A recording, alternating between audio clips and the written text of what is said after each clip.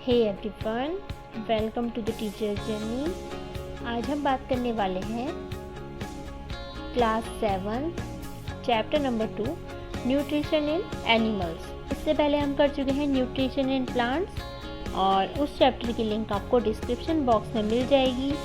साथ ही हर चैप्टर के बाद हम करते हैं उसके MCQ क्वेश्चंस जो कि वेरियस कॉम्पिटिटिव एग्जामिनेशंस में और स्कूल एग्ज़ामिनेशंस में तो काफ़ी ज़्यादा बेनिफिशियल है ही, और TET एग्ज़ामिनेशंस के लिए भी काफ़ी ज़्यादा बेनिफिशियल है। तो आप जा कर के उसको विज़िट कीजिए। स्टार्ट करते हैं। अब यहाँ पर दिया गया है कि चैप्टर 1 में हमने क्या देखा कि प्लांट्स अपना फूड खुद प्रिपेयर करते हैं।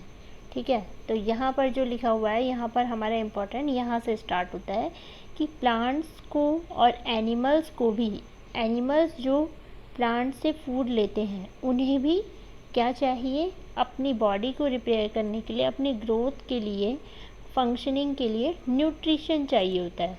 तो animal nutrition includes nutrients requirement, mode of intake of food and its utilisation in the body. और यहाँ पर दिया गया है the components of food such as carbohydrates are complex substances. These are complex substances cannot utilize such,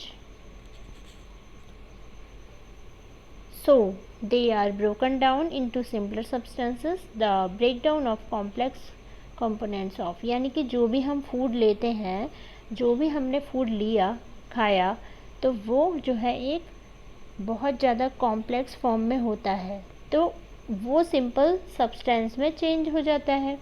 अब उसके बाद क्या होता है, जब फूड हमारा सिंपल सब्सटेंस में चेंज होता है तो इसी को हम डाइजेशन कहते हैं।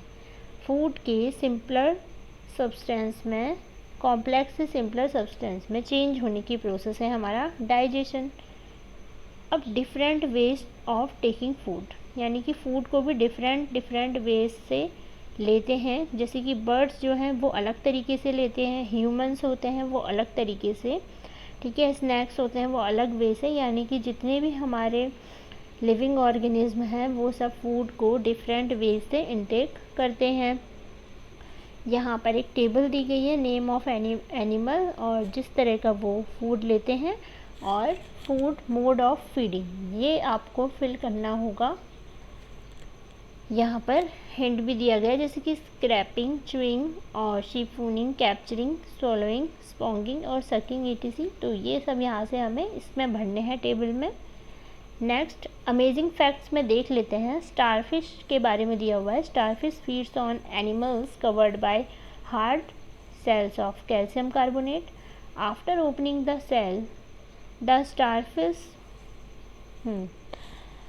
starfish pops out its stomach through its mouth to eat the soft animal inside the shell.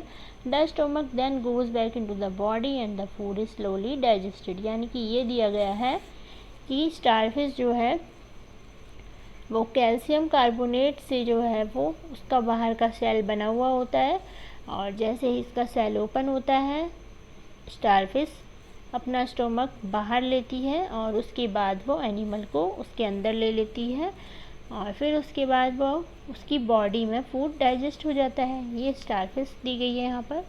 अब जो हमारा इम्पोर्टेंट चैप्टर, जहाँ से इम्पोर्टेंट पॉइंट्स स्टार्ट है, वो है डाइजेशन इन ह्यूमंस। ह्यूमंस में डाइजेशन कैसे होता है, तो हम जो है वो फूड लेते हैं, वो माउथ से फूड लेते हैं और उसे डाइजेस्ट करते हैं, यूटिलाइज करते हैं, और अनयूज्ड जो पार्ट होता है फूड का वो हटा दिया जाता है। Have you ever wondered what happen to the food inside the body? क्या आपने कभी सोचा है कि फूड बॉडी में गया, उसके बाद फूड के साथ क्या हुआ?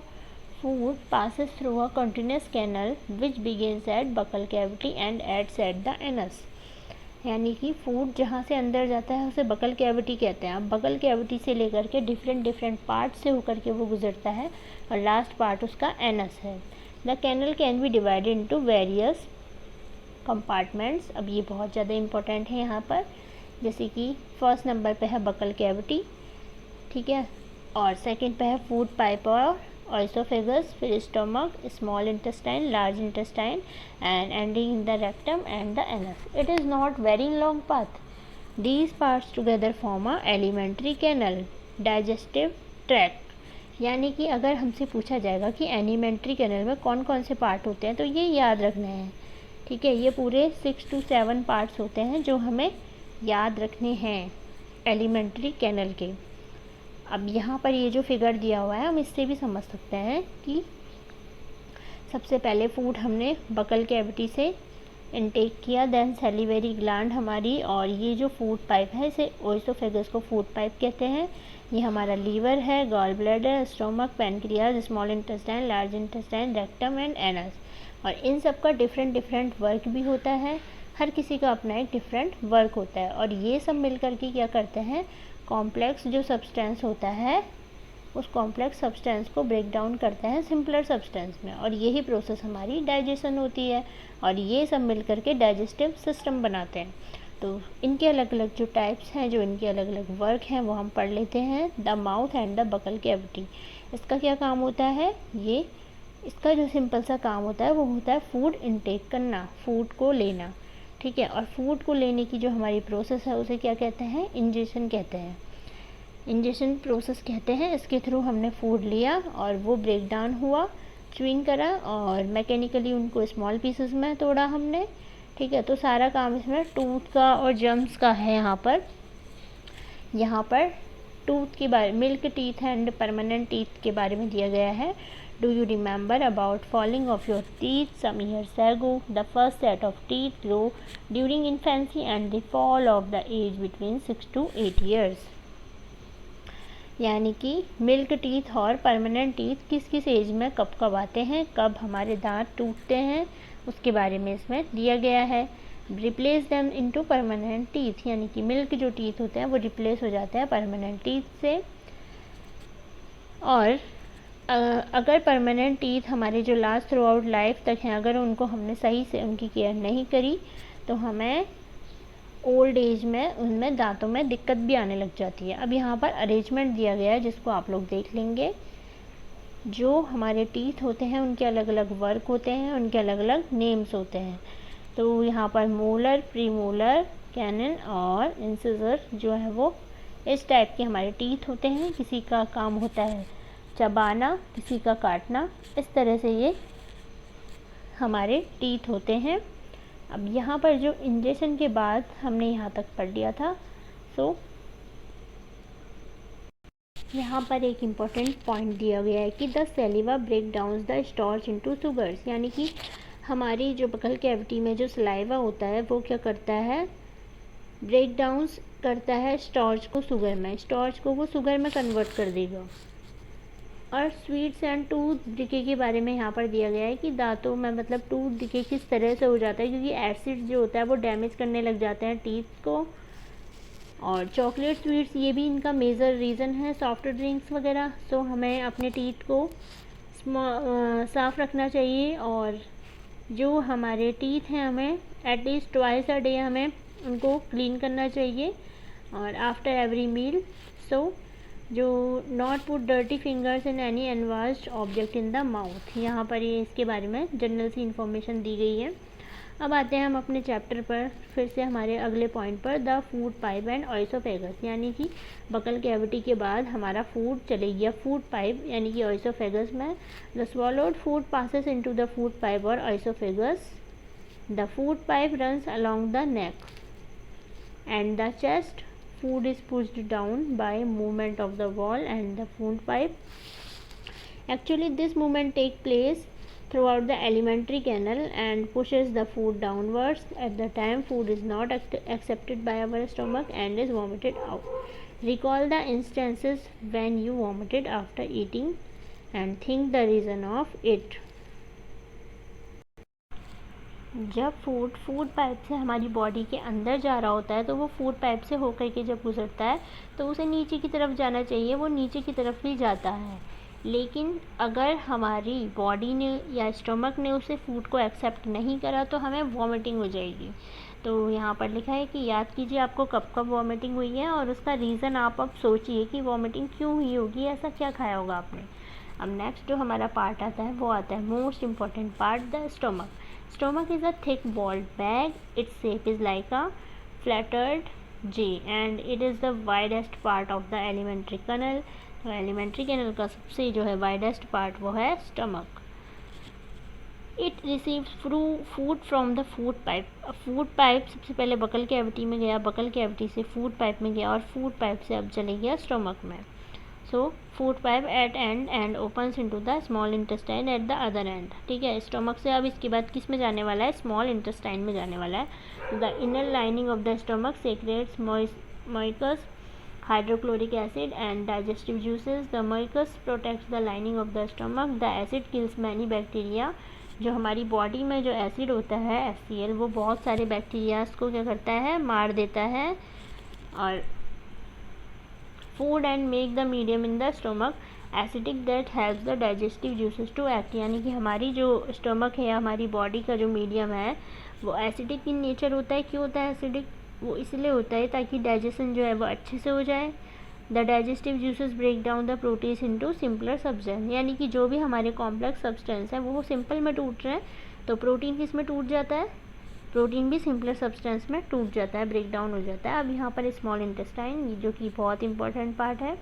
The small intestine is highly coiled and about 7.5 metre long. अब क्वेश्चन पूछा जाएगा कि स्मॉल इंटेस्टाइन कैसी होती है और उसकी जो लेंथ है वो कितनी होती है, तो 7.5 मीटर लॉन्ग होती है ये। It receive secretion from the liver and the pancreas, besides its wall also secrete juices. इसकी वॉल भी जो है वो जूसेस को सेक्रेट करती है। और the liver is the reddish brown gland situated in the upper part of the abdomen on the right side. ठीक है, लीवर जो है उसके बारे में यहाँ पर बात हो रही है कि रेडिश ब्राउन कलर का होता है।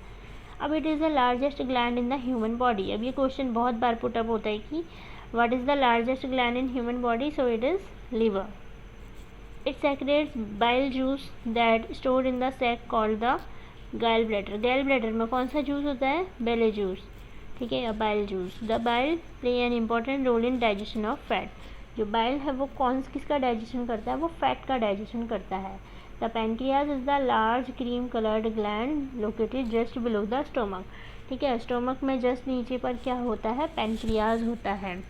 The pancreas juice act on carbohydrate, fat and protein and change them into simpler form. Pancreas किस किस पे वर्क कर रहा है, कार्बोहाइड्रेट पे वर्क कर रहा है, फैट पे वर्क कर रहा है और प्रोटीन्स पे वर्क कर रहा है और उनको सिंपलर सब्सटेंस में चेंज कर रहा है। अब आगे हम बात करें तो the partially digested food now reaches the lower part of the small intestine where the intestinal juice completes the digestion of all components of the food. The carbohydrate get broken into simple sugars such as glucose, fat into fatty acid and glycerol and protein into amino acid. अब यहाँ पर एक important MCQ question से ये important आ गया, क्या आ गया कि क्या चीज़ किस में टूट रही है। कार्बोहाइड्रेट किस में टूट रहा है, सिंपल शुगर में जैसे कि ग्लूकोज में। और फैट किस में टूट रहा है, फैटी एसिड एंड ग्लिसरॉल में। और प्रोटीन किस में टूट रहा है, एमिनो एसिड में टूट रहा है। सो ये क्वेश्चन पूछा जा सकता है यहाँ से। अब next, absorption in the small intestine. Small intestine में चलेगी, अब उसमें एब्जॉर्प्शन हो रहा है, क्या हो रहा है, डाइजेस्टेड फूड का एब्जॉर्प्शन हो जाएगा और अनडाइजेस्टेड का क्या होगा वो आगे देखते हैं। The digested food can pass into the blood vessel and the wall of the intestine. The process is called absorption. Absorption की प्रोसेस क्या है, जब डाइजेस्टेड फूड हमारा पास हो जाएगा ब्लड वेसल्स में। The inner wall of the small intestine have thousands of finger like outgrowth, these are called villi. Villi क्या होते हैं, सिंगुलर विलस होते हैं। ठीक है, अब यहाँ पर the villi increase the surface area of the absorption of the digested food. Villi क्या करते हैं, फिंगर लाइक प्रोजेक्शन इस तरह की होती है और वो क्या कर रही है, सरफेस एरिया को बढ़ाने का काम कर रही है। ठीक है, सरफेस एरिया बढ़ जाएगा और जिससे कि वो अच्छे से अब्जॉर्ब कर पाएंगी डाइजेस्टिव फूड मटेरियल्स को।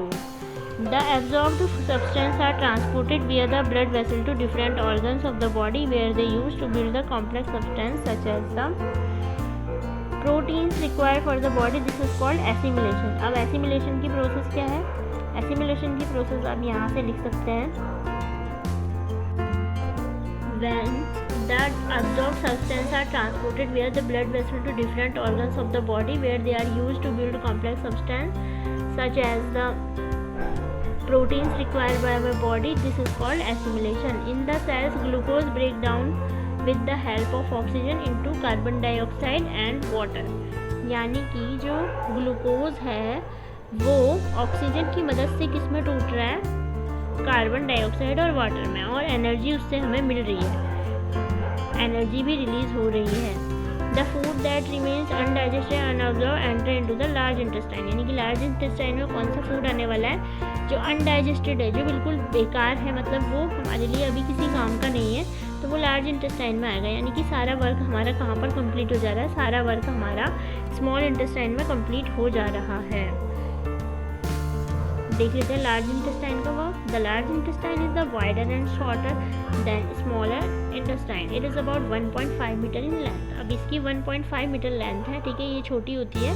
स्मॉल इंटेस्टाइन नाम उसका स्मॉल इंटेस्टाइन है, पर वो अभी हमने देखा कितनी बड़ी होती है। So its function is to absorb water and some salt from the undigested food material. The remaining waste passes into the rectum and the remaining there is semi-solid feces. The facial material is removed through the anus from the time to time. This is called egestion. जो undigested food body से बाहर होता है उस process को egestion कहते हैं, और जो फूड हमने इंटेक किया था उस प्रोसेस को इंजेशन कह रहे थे। ये भी हमारा क्वेश्चन पूछा जा सकता है कि इजेशन और इंजेशन क्या है। अब यहाँ पर बात आ गई, ये ह्यूमंस का हमने पढ़ लिया डाइजेशन सिस्टम। अब डाइजेशन इन ग्रास ईटिंग एनिमल्स। तो ग्रास ईटिंग एनिमल्स में क्या होता है इसको हम पढ़ेंगे इसके सेकंड पार्ट में। तब तक के लिए थैंक यू।